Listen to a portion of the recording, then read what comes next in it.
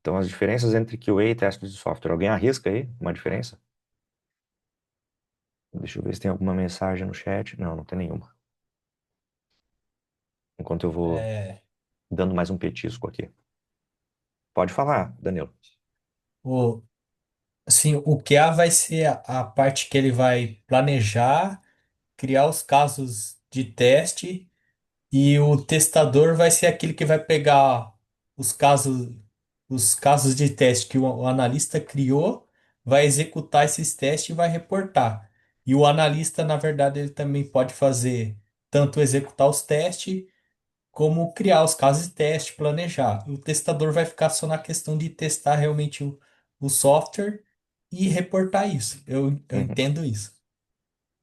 Eu costumo dizer que a carreira de QA só piora. O testador só testa.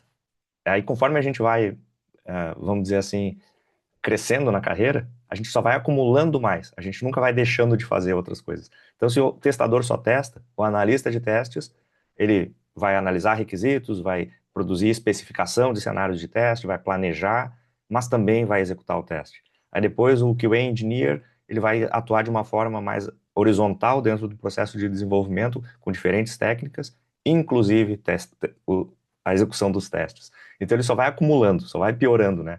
E enquanto os outros cargos, né, dentro de um projeto de desenvolvimento, dentro de um time de desenvolvimento, tem um escopo mais bem definido, não acumula tantas responsabilidades, né? Mas eu não estou reclamando, eu gosto, na verdade, eu sou o tipo de pessoa que estou sempre procurando mais coisas para fazer, mais responsabilidades para assumir. O problema é que o meu chefe já descobriu isso, então ele nem espera que eu procure. Ele mesmo traz mais responsabilidades, mais compromissos para mim, e às vezes eu tenho que sinalizar para ele que tá ficando um pouco pesado, né? Mas dificilmente eu acabo abrindo mão, só sinalizo para que ele diminua o ritmo de delegar novas atividades para mim. O que que o Davi disse ali? Que o QA tem uma visão de prevenção, cultura de qualidade, o tester é aquele que só executa e detecta os bugs. Essa seria a resposta mais simplificada, né? Prevenção, QA, a garantia da qualidade, não é só encontrar, testar e encontrar bug. Eventualmente vai ser menos necessário testar, inclusive. Ou o escopo de testes vai ser mais reduzido, porque houveram outras atividades de QA que agregaram qualidade em outras etapas do processo de desenvolvimento, né? Isso a gente vai ver nesse capítulo. Eu estou considerando colocar essa cachorra para lá e fechar a porta do escritório, mas depois eu reavalio. Bom, então, diferença, né? Definição, como a gente definiria isso de uma forma bem fundamental, bem básica. Processo sistemático, quality assurance, né? Processo sistemático para assegurar a qualidade dos produtos de software, envolvendo planejamento, controle e melhoria contínua dos processos. Então, vocês podem ver aqui que não foi mencionado teste, né? Inclui teste, né? Então, esse processo sistemático inclui teste. Mas o teste de software propriamente dito, que é uma das atividades, então, dentro da área de QA, é atividade específica de validar e verificar um produto, né? E tem a diferença entre validação e verificação, que a gente pode discutir depois. Mas não sei se está claro para todo mundo a diferença, se todo mundo tem esse conhecimento sobre a diferença entre validação e verificação. Mas, basicamente, a validação vai verificar se o que deveria ser desenvolvido foi desenvolvido conforme esperado. E a verificação vai verificar como foi esse processo. Então, a validação valida o que foi desenvolvido e a verificação ela é mais focada no como, né? De um produto, pode ser também validação e verificação de um processo. Então, QA não é só sobre produto, também é sobre processos, né? A gente também testa processos, a gente revisa processos, né? Melhora processos, enfim. E é focado principalmente na identificação de defeitos. Então, a gente confirma se uma funcionalidade está funcionando conforme esperado e identifica defeitos e promove, então, a correção desses defeitos. E aqui, quando eu falo sobre confirmação de funcionalidades, né, verificar se uma funcionalidade, como ela foi desenvolvida e validar se ela foi desenvolvida conforme esperado, aí eu falo sobre verificar se ela está funcionando. Aí eu lembro de uma explicação, eu diria assim, eu diria que bastante fraca, né? Uma explicação a respeito do que é teste funcional, que eu ouvi de uma pessoa que, que publica bastante conteúdo aí de QA, que diz que teste funcional verifica se está funcionando. Aí eu perguntei, por exemplos, né? Exemplos de tipos de testes funcionais. E a pessoa continua repetindo que só testa, que o teste funcional verifica se está funcionando. E não se limitou a isso, né? Não se estendeu mais na explicação, ou não deu exemplos de tipos de testes funcionais, enfim, porque existem diversos tipos de testes funcionais. E isso é um conceito, isso é um fundamento, isso a gente aprende, né? E se a pessoa não tem esse tipo de conhecimento que é tão básico, fica difícil conversar sobre esses conceitos, conversar sobre os tipos de teste, se a pessoa não entender quais são, para que se destinam cada um, enfim, né? Deixa eu ver o que que o Halley mandou ali. Ou antes ainda. Não, é o Halley, isso. Pode-se dizer que um QA é ou pode ser um tester, mas um tester não é um QA? Sim, exatamente. O QA ele também testa, né? O QA também pode exercer o papel de tester, mas nem todo tester é um QA. Tem tester que só testa, ele não, não participa de outras atividades que são relacionadas a, eu diria assim, ao escopo de atuação de um profissional de QA dentro de um processo de desenvolvimento. Bom, deixa eu dar mais um petisco aqui para minha cachorra. E, é por causa do horário, ela deveria ter jantado já. Ela tá velhinha já, então começa a ficar cheia de mania, horários e tal. Bom, ainda sobre a diferença, ó, eu fiquei na frente do meu avatar ali. Então, eu nem precisava estar na tela, né? Eu poderia deixar só o avatar ali, assim. Então, continuando, né, descrevendo essas diferenças, né? Uma outra diferença é com relação aos objetivos. Eles têm objetivos diferentes, né? Então, o Quality Assurance garante o processo de desenvolvimento, né? Garante que o processo de desenvolvimento atende a padrões de qualidade. Isso é também o que eu tinha explicado sobre verificar, né? Eu posso focar no processo mais do que no produto. Então, verificando como o processo foi desempenhado, né? E prevenir os defeitos. Já o teste de software, ele vai identificar os defeitos, né? Eu vou testar. A gente não testa para passar, a gente testa para falhar. O teste ele tem que falhar, na verdade, eu diria, né? Porque se está passando, significa que o processo de desenvolvimento tem qualidade, significa que quality assurance está funcionando. Então, eventualmente, aquele teste não vai ser mais necessário. Se eu entender que o meu processo é muito eficiente, meu processo de desenvolvimento é muito eficiente em determinadas atividades que vão me garantir, vou dar um exemplo, tá? Eu tenho uma regra de negócio que tem cobertura de testes unitários, foi verificada em nível de integração. Eventualmente, eu nem vou precisar testar aquela regra de negócio na UI, depois no front-end, né? Então, o teste ele tem que falhar. Se ele não está falhando, se ele está passando sempre, significa que a gente está desenvolvendo com muita qualidade e não precisa testar tanto assim. A gente pode reduzir a quantidade de testes, né? E, por exemplo, para especificação de testes, tem técnicas, né, que visam justamente definir o escopo que precisa ser testado. Então, quando a gente faz lá particionamento de equivalência, ou essas técnicas para definir quais valores, por exemplo, eu tenho um campo que tem uma validação dos dados que vão ser inseridos nesse campo de um formulário. E tem uma regra que determina os limites de valores, por exemplo, um número. Eu vou preencher ali um número dentro de um range. Eu não preciso testar todos os valores dentro desse range, né? Porque se eu testar todos os valores dentro desse range, todos vão passar. Então eu vou testar os limites, por exemplo, né? Ou em torno dos limites, né? Então, todos esses outros testes que obviamente vão passar não são necessários. Então, eu gosto de dizer que teste tem que falhar, né? Então a gente tem que Isso é detectar partição de os defeitos. equivalência que você está falando? Isso, exatamente. E partição ou particionamento, né, de equivalência, e validar se o software funciona conforme as especificações, né? Então, muitas vezes a gente diz, tá funcionando. Tá, mas tá funcionando como? De acordo com o quê? Né?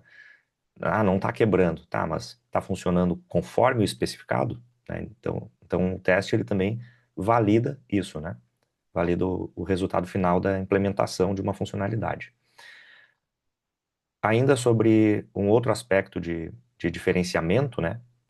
A abordagem e o foco dos dois. Deixa eu só dar uma olhada aqui no chat.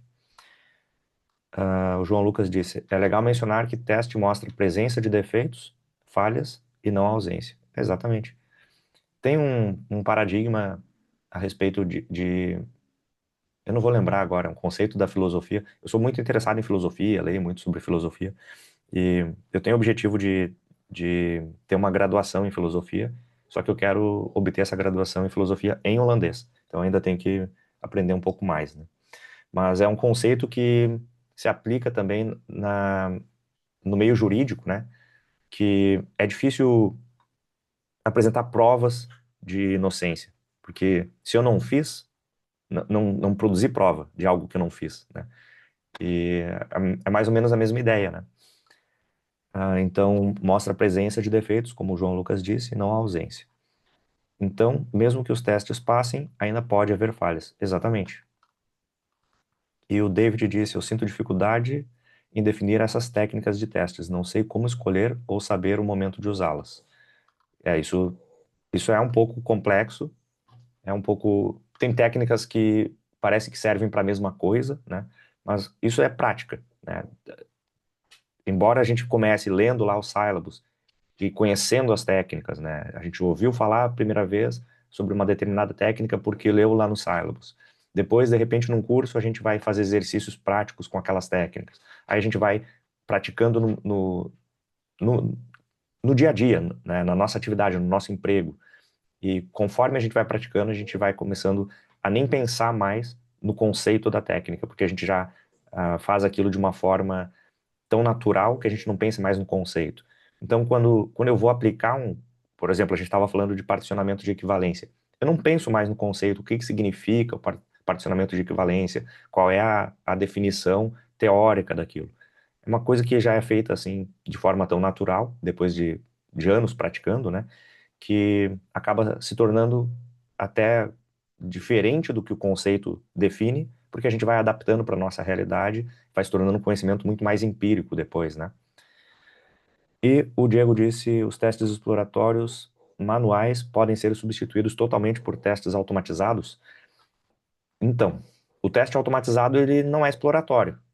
Geralmente, o teste automatizado é um teste que já foi especificado, né? Alguém analisou o requisito, alguém pensou usou as técnicas de especificação de cenários de teste, né? Criou os casos de teste para cobrir aquelas regras.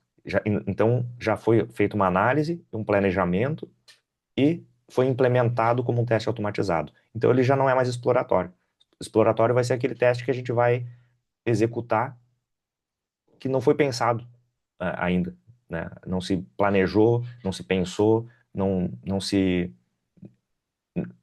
De repente, eu até não diria que não foi pensado, tá? Mas eu diria que ninguém discutiu sobre aquilo, ninguém priorizou aquele teste, ninguém incluiu aquele teste no escopo, e aí, de forma bem livre, a gente vai utilizando o sistema, explorando as funcionalidades de uma forma que vai identificar aquilo que o usuário com certeza vai fazer, porque a gente sabe que o usuário ele é capaz de fazer coisas que ninguém conseguiu imaginar antes, né? Por mais usabilidade que a gente tente agregar, né, uma aplicação, a um sistema, na hora que o usuário for utilizar, ele vai utilizar de formas inimagináveis, né? Então, a gente tenta, através do teste exploratório, também exercitar um pouco disso, né? Bom, eu vou fazer uma pausa bem rápida aqui, porque eu vou colocar comida para minha cachorra, porque ela tá incomodando um bocado. E, inclusive, isso era uma coisa que eu ia perguntar no início e acabei esquecendo.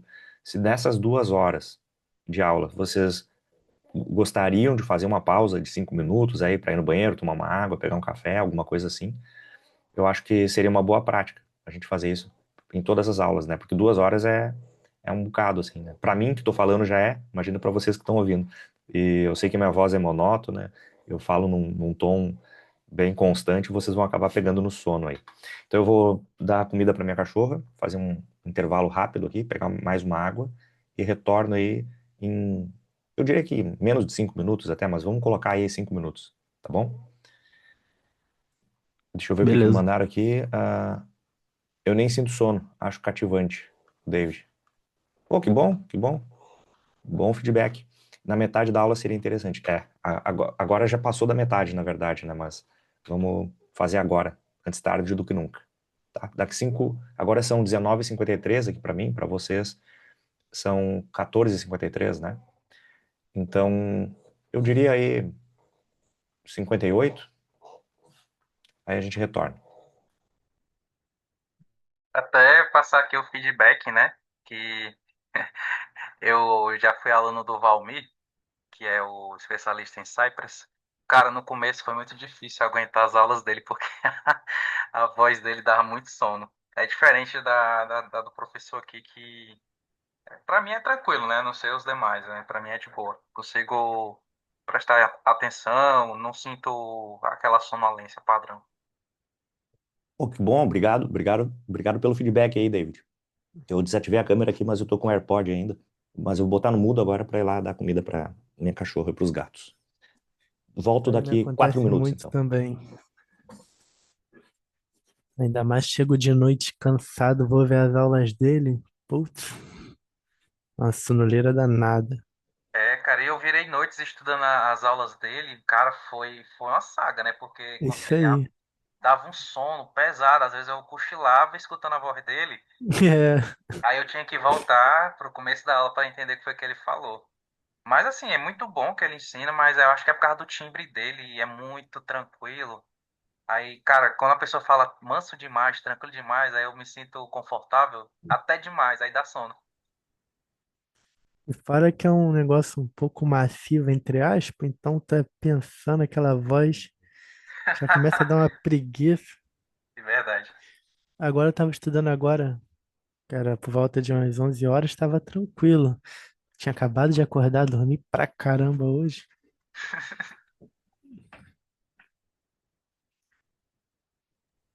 É bom as aulas dele? Pô, cara, eu gosto bastante. É massa Gostei demais. bastante. Muito bom. Tenho conciliado bastante com o GPT.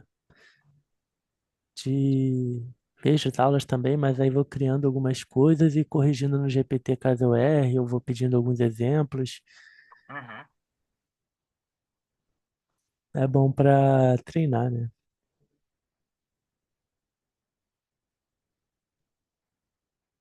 Tô pensando em fazer o curso dele de Cypress.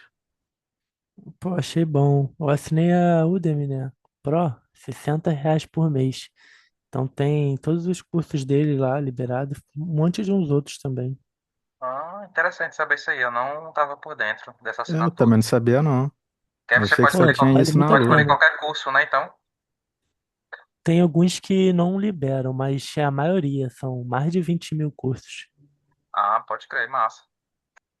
Os do Valmir mesmo tem todos liberados. O Caio Interessante isso perguntou aí, no vou ver chat ali, depois. deixa eu ver. O Caio perguntou aqui, qual ferramenta vocês utilizam para criar cenários e casos de teste? Tu te refere à ferramenta de gestão de testes, Caio?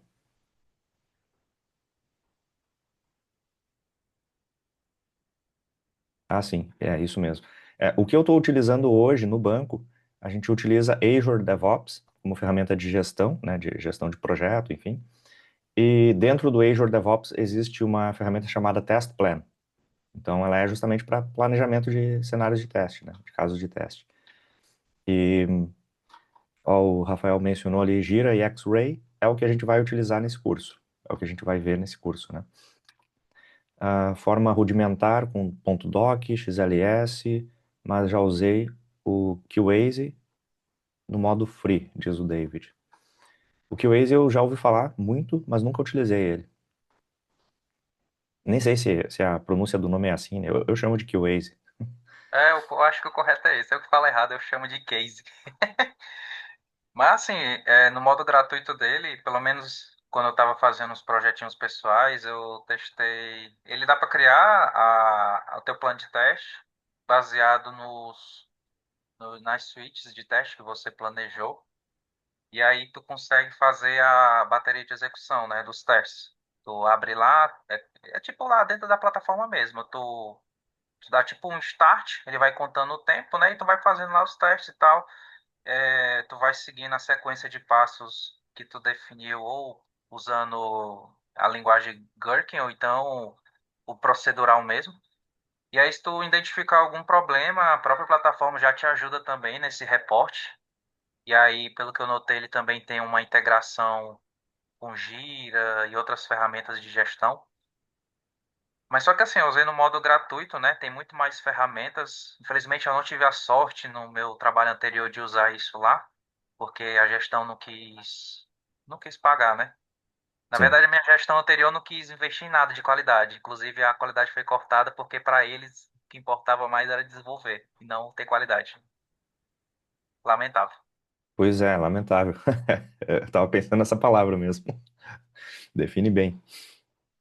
Bom, vamos retornando então, já há 1 minuto, né, do nosso intervalo. E peguei uma água aqui, já alimentei os animais. Vamos seguindo então. Eu estava começando a falar aqui sobre a abordagem e foco, né? A Quality Assurance, orientada a processos e metodologias, né? Como eu mencionei antes, não só processos de qualidade, né? Não são só processos de teste, processos de bug tracking, mas processos de desenvolvimento. Então, desde especificação de um requisito, né? A forma como esse requisito vai ser escrito, o que nível de detalhamento ele vai ter, isso também pode ser foco, né? De uma iniciativa aí de QA, né? Para melhorar esse processo, ou adotar uma metodologia de gestão que seja mais voltada, né, para otimização aí da qualidade do produto, como por exemplo quando a gente está falando sobre Agile, né, a gente está antecipando aí feedback, né. Agile principal, eu diria que o principal diferencial, né, ou característica principal de processos, né, que podem ser adotados dentro de metodologias ágeis é fornecer feedback rápido, né, é revisar algo rápido e tentar tirar dali algum tipo de conclusão que possa permitir uma correção, um ajuste, uma melhoria, né. Então, a gente pode focar bastante nisso, né, em processos e metodologias, não só em testar, né? Foi a pergunta que o Halley fez antes lá, se todo QA é tester. Sim, todo QA também testa, né? Mas tem muito mais, né, do que só testar. E se envolve com né, envolvimento de toda a equipe no ciclo de desenvolvimento. Então, os processos de QA eles podem ser envolvidos em diferentes etapas do ciclo de desenvolvimento que são desempenhadas por diferentes membros do time de desenvolvimento. Então, eu posso ter um desenvolvedor fazendo QA quando ele está implementando um teste unitário. Eu posso ter um analista de negócios ou um product owner fazendo QA no momento em que ele está definindo critérios de aceitação, né? Então, são garantias de qualidade que todos estão desempenhando, né? Então, QA, todo time faz, mas o profissional de QA é que é o responsável por identificar onde esses processos cabem, né? Onde as atividades de QA cabem e, eu diria assim, remodelar ou melhorar o processo de desenvolvimento, agregando, então, essas diferentes etapas ou diferentes atividades. E os testes de software, eles já são mais voltados, né, para a execução dos testes. Então, tudo aquilo que foi identificado com base nos requisitos, tudo aquilo que foi mapeado, o que foi especificado de cenários e casos de teste, vão ser executados e vão apresentar resultados, né, vão apresentar as conclusões que vão definir ou determinar se a qualidade é a esperada ou não, né? E então, focado em cenários, casos de uso, cenários de teste, casos de uso, eu estou mencionando aqui casos de uso, por quê? Teve uma pergunta anterior ali, um comentário, a respeito da dificuldade de identificar qual técnica de especificação de casos de teste deve ser adotada, né? Os casos de uso, eles ajudam nisso também, né? O caso de uso não é uma coisa que é criada pelo testador ou pelo analista de testes. O caso de uso, na verdade, ele pode ser criado por qualquer membro do time, obviamente, né? Quanto mais ágil for o time, mais multidisciplinar é cada membro do time. Mas, originalmente, a ideia de casos de uso ela é voltada para o analista de negócios ou para o product owner, né? Existem uma série de ferramentas, como diagramas comportamentais, diagramas de casos de uso. Se a gente for lá, eu diria, nem sei em que ano, mas se a gente pensar lá em UML 2.0, deixa eu encontrar aqui, ó, o ML. Então, o ML é uma linguagem linguagem de modelagem unificada. E tem uma série de ferramentas dentro de UML. Eu parei de estudar o ML na versão 2.0, mas nós temos, deixa eu ver se eu identifico aqui um exemplo de uma ferramenta. Mas esses exemplos que eu acabei de mencionar, né, como diagramas, comportamento, aqui os diagramas. Tem diagrama de classe, diagrama de componente, diagrama de estrutura, Composite Structure Diagram. Como é que eu traduzo composite? Diagrama de deployment, né? Uma série de diagramas. E tem um que é o de caso de uso. Ele ajuda muito a explicar um comportamento de uma aplicação, ou como o usuário vai utilizar aquela aplicação, ou alguma coisa nesse sentido. E a partir dessa documentação, que deveria ser fornecida pelo analista de negócios, fica mais fácil entender, muitas vezes, a partir do caso de uso, que testes têm que ser executados para aquele caso de uso, né? Vou desativar a câmera aqui um pouco só para abrir a porta da sacada, que agora ela quer sair. Eu fico, quando eu trabalho em casa, eu fico trabalhando de porteiro para ela. Pronto. Câmera ativada novamente. E próximo slide trata Deixa eu só ver uma pergunta que foi mandada aqui. Não, não foi pergunta, foi um comentário. Eu vi que tinha test link, mas a interface é bem antiga. Não sei se vale a pena utilizar ou só Excel mesmo. Test link é gratuito, é fácil, é fácil de personalizar, de customizar. Ele dá bastante poder assim para deixar ele do jeito que a empresa precisa, né? Eu gostava bastante de utilizar Test Link. Eu implantei ele já em mais de uma empresa onde eu atuei e eu acabava sendo o responsável, o administrador do Test Link, porque eu que criava muitas personalizações, né? Customizava muita coisa. E é bem fácil de mexer na programação dele, assim, é bem simples de customizar muita coisa. E é gratuito, né? Como eu disse. A, eu diria assim, a desvantagem é que a gente precisa instalar ele num servidor, né? Eu não sei se existe alguma versão, eu parei de acompanhar a TestLink já fazem muitos anos, mas não tinha versão online, até onde eu acompanhei. Não sei se eu estou desinformado ou se estou desatualizado, mas essa era a informação que eu tinha. Deixa eu ver o comentário do David. Vou ver se aprendo algo desse e sugiro para a empresa. Lá eles não estão usando nada. Eu diria que uma planilha eu diria assim, bem planejada, bem formatada, funciona muito bem para muita coisa. Quem sabe mexer bem com planilha, olha, eu diria assim, supera até a expectativa que algumas aplicações não atendem, né? Tem algumas aplicações aí de gestão de testes que oferecem alguns recursos que quando a gente começa a utilizar, a gente começa a pensar assim, poxa, isso aqui poderia ser diferente, isso aqui não tá legal, não é tão bom, né? E como é que eu poderia mudar uma aplicação dessas? Não tem muito recurso de customização, né? Tem algum recurso de customização possível, disponível.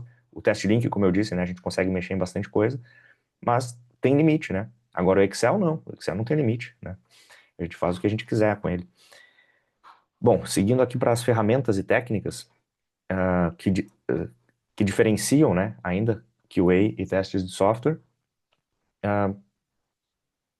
auditorias de processo, como eu mencionei antes, né? Revisar um processo, identificar como que aquele processo pode ser melhorado, né? Revisões de qualidade, métricas de desempenho. Então, criar KPIs, né? Que são Como é que a gente traduz KPIs? Key Performance Indicators, indicadores de performance chave, né? Agora ela quer entrar, pronto. E agora o gato chegou aqui, agora só falta o gato pedir para abrir a porta também. Tá, voltando então às métricas de desempenho, né? Que eu havia mencionado, os KPIs, podem ser de diferentes tipos, mas os KPIs de qualidade, eu diria que são os que contemplam a maior parte do time, que atendem a maior parte do time, né? Então eles têm uma relevância bem importante. Na, nas mentorias individuais que eu estou fazendo com vocês, tem um item lá que eu estou tentando fazer um levantamento, né, de vocês sobre o nível de domínio, né, ou de conhecimento, ou de experiência com relação às métricas, à gestão de qualidade, métricas de teste, etc. E é uma área que eventualmente pode ser de valor estratégico na carreira, né? Quando a gente começa a apresentar relatórios, apresentar números, começa a publicar isso para pessoas que eventualmente nem viam valor na área de QA, aí eles começam a entender o valor, né? Quando a gente começa a mostrar quantidades de bugs encontrados, corrigidos, enfim, né? E outros indicadores, aí a gente mostra o valor que QA tem. Inclusive, o comentário que foi feito antes aqui, não lembro por quem, a respeito de, acho que foi o David, a respeito de gestão que não vê valor no teste, né? Pode ser uma boa oportunidade para mostrar o valor do teste para gestão através de indicadores, né? E ferramentas de gerenciamento de qualidade como TQM e Six Sigma. Aí são processos ou protocolos, né, que podem ser adotados aí para garantir que, que existe gestão de qualidade, né, na empresa. Já os testes de software, eles usam outros tipos de ferramenta, que não são focados só na qualidade de processos ou do produto de uma forma geral, mas que são mais focados em executar teste, automatizar teste, simular, né, algumas interações que o usuário ou que outras aplicações podem ter, né, integradas, de forma integrada, né? E as técnicas de testes, como testes funcionais, de regressão, de carga, né? Estou citando aqui, por exemplo, testes funcionais é muito amplo. Aí eu estou trazendo o exemplo de regressão, que é um tipo de teste funcional. Carga, que é um tipo de teste não funcional, né? Então, estou mencionando aqui em diferentes níveis e de diferentes tipos, né? E a conclusão a qual a gente chega é que a gente integra QA e testes para garantir a qualidade, né? Porque só teste não vai ser o suficiente. E só QA, sem se aprofundar e se especializar um pouco mais em testes, também não vai ser o suficiente. Então, os dois são necessários, são essenciais. A gente vai conseguir entregar um produto com qualidade, vai ter processos de qualidade, processos mensuráveis, através de indicadores, e tudo que é medido pode ser melhorado, né? Já o que a gente não. Se a gente quer melhorar alguma coisa, a gente pode até melhorar, mas se a gente não está medindo, a gente não está sabendo quanto está melhorando também, né? Tem isso. E eles se complementam, né? Para garantir, eu estou trazendo aqui a robustez e confiabilidade no desenvolvimento de software, ou seja, eu não estou trazendo só a confiabilidade no produto, ou só nas atividades que eu estou desempenhando como profissional de QA, mas em todo o processo de desenvolvimento, né? Todo ele é confiável. Então eu sei que aquele time desenvolve com qualidade, eu posso iniciar um outro projeto, porque aquele time é maduro, tem processos, tudo bem medido, bem planejado, bem documentado. E esse nível de confiabilidade, quando a gente traz isso para a nossa carreira, para o nosso perfil, para o nosso currículo, e consegue transmitir isso, consegue vender isso, a gente consegue se posicionar como um profissional de QA de maior valor, né? Então, mesmo aquela empresa que não vê valor na área de QA, pode ver valor naquele profissional, né? E muitas vezes quebrar um pouco desse preconceito, né? Bom, agora para o próximo capítulo, a gente vai encerrar esse módulo e incrivelmente, eu acredito que eu vou conseguir concluir em tempo, dentro das 2 horas. Porque eu costumo sempre me estender além do planejado. Deixa eu achar o outro slide aqui. Deixa eu ver. Onde está isso?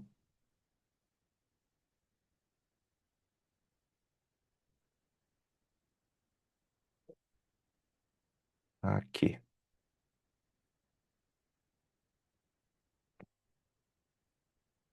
Não abriu? Não, aqui.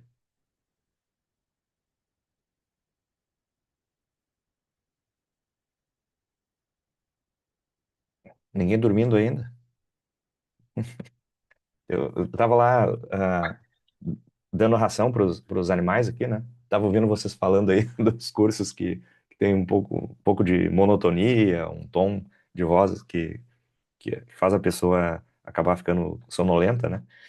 E eu tava pensando aqui que eu acho que isso é característica, e aí foi usado o exemplo do Valmir, né? E o Valmir é gaúcho também. Eu acho que isso é característica de gaúcho, que tem um jeito de falar, assim, as pessoas dizem que a gente fala meio cantado e tal. Eu acho que isso também contribui aí para sonolência, né?